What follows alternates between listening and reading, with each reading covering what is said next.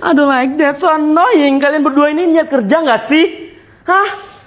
Kamu Siska, mami, semalam ngapain? Masa cipirit di paha Om Burhan? Kamu Sally, masa Om Anto minta kamu gaya kayak kodok kaya nggak bisa? Kita itu makan dari mereka. Nggak usah so cantik, nggak usah so manja.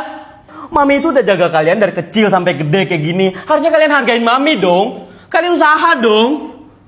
Iya, Mi. Kok Mami nggak ada dapat feedback banget sih dari kalian? Tapi aku boleh ngomong nggak? Apa? Om Anto tuh nggak bangun-bangun 2 jam. Aku capek. Kamu tuh harus mikir, kamu tuh harus gimana ya biar bisa diri.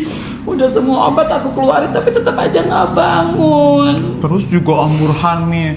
Dia, aku bilang jangan dikobel-kobel, aku udah tau lagi mau. Tahan. Kayak kamu nahan ngeden aja kayak gimana sih nahan berak? Lu nggak bisa. Gak usah so cantik.